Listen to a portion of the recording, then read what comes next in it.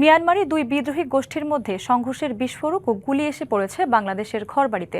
এতে টেকনাফ সীমান্তবর্তী এলাকা জুড়ে মানুষের মধ্যে চরম আতঙ্ক বিরাজ করছে। শনিবার ভোর থেকে একটানা 2 ঘণ্টা মুহুর্মুহু গোলাগুলির ঘটনা ঘটে টেকনাফের হোয়াও ক্যাং সীমান্তের ওপারে মিয়ানমারে। এ সময় দেখা যায় কালো ধোঁয়ার কুণ্ডলী। এ সময় দফায় দফায় মর্টার শেল ও গুলি এসে পড়ে বাংলাদেশের অভ্যন্তরে।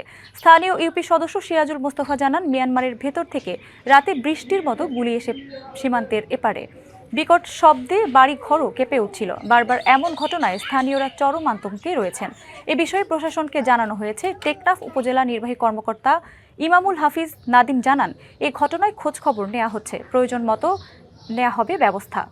দুম করে উকা হইছে ফরিয়ার হাতে সাইডে হাতন মারা সাইডে গুলি হয় সাইডে ওর মিকা সাইডে ফুল এটা বাইসা আসিল দুয়া সব সময় যদি দিলা চলে আর হড় যাই আর আকাশের হারার আছে নিরাপদ চাই গুলি আই ওরা এড়ে করত হইছে মায়ানমারের আরসু আর কতগুলো নবী সুঙ্গুর বলে এরা উত্তপ্ত করতেছে ওই নাম নদীটা। বর্ডার সাইড এলাকা, আমরা হচ্ছে একদম বর্ডার সাইডের পাশেই এলাকা, যার কারণে আমাদের এলাকাবাসী সবাই খুব আতঙ্কের মধ্যে আছে।